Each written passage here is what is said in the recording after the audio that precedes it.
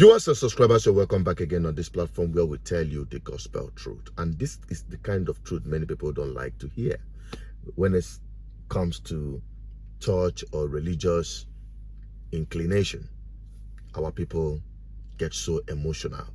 But nevertheless, I came across this wonderful testimony. And it's a miracle.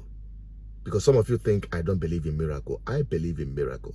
And this one is one of it. My ordeal when my 1-year-old swallowed a nail. We were sent to do an emergency x-ray to know where the nail was at the moment.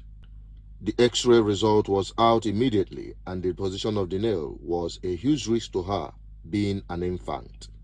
Doctor said it is 50-50, so she needs surgery to extract. So we went to do blood count tests as she's being prepared for the surgery. She was placed on drip for strength as she hadn't eaten for almost 7 hours. She slept as she was taking the drip. I tried making my baby play as she was all cheerful. Then something happened. The surgeon came and said the anesthetic department weren't prepared again for the surgery, that Tuesday evening that we could be referred to FMC, but he would prefer we stay back to do it tomorrow morning because living here would stress us as we would start all over again in another hospital.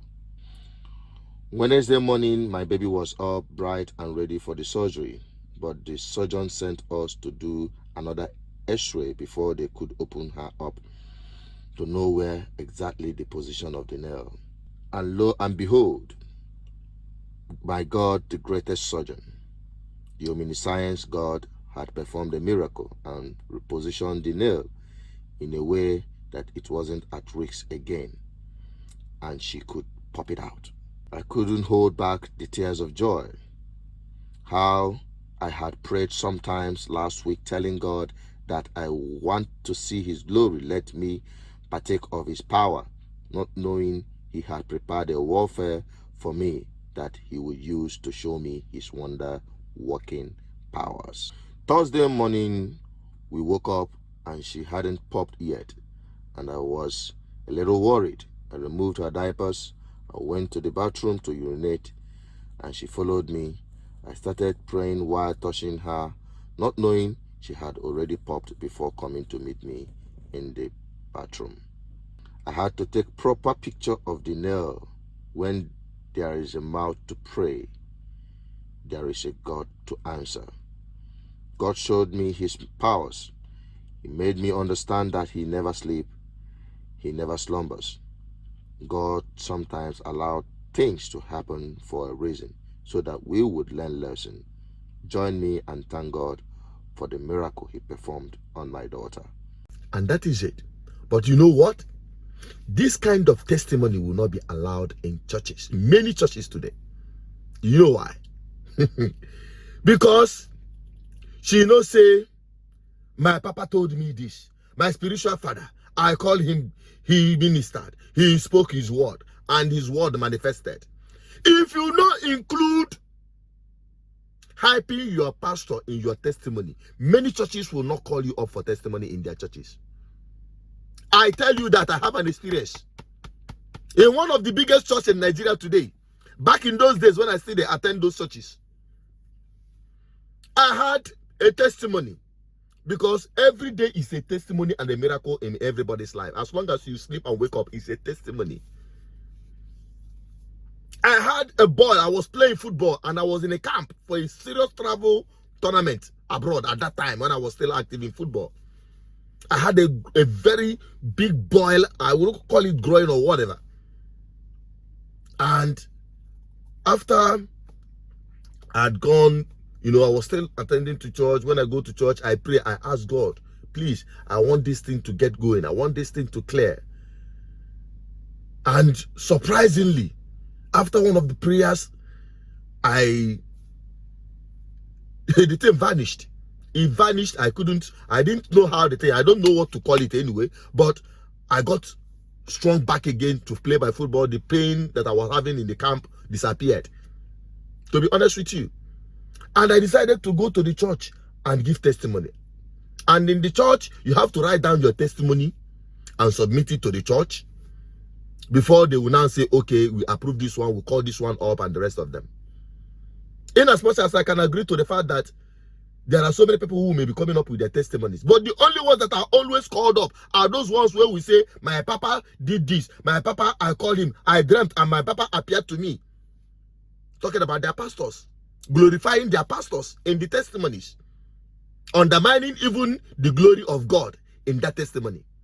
But that is the only marketable testimony they publish on their booklets, on their platforms, and also televised on their programs, to tell you that their pastor has efficacy, not God.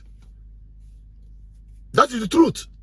I have that personal encounter. So I submitted like 4 times.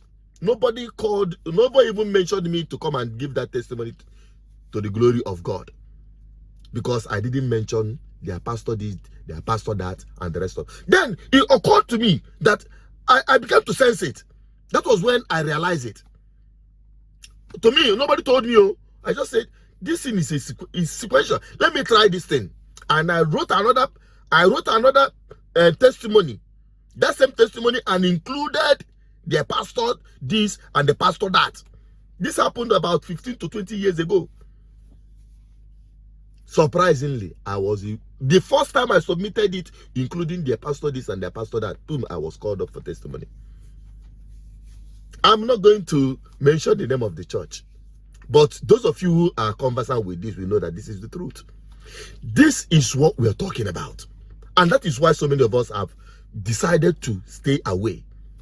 Because the Bible told us that anything that will lead you to hell, cut it off. Including church. If church will lead you to hell, if you going to church will compromise your faith, cut it off. That doesn't make you a lesser Christian. Because Christianity is the life you live. And that is the truth. Christianity is the life you live. It is a relationship between you and your God.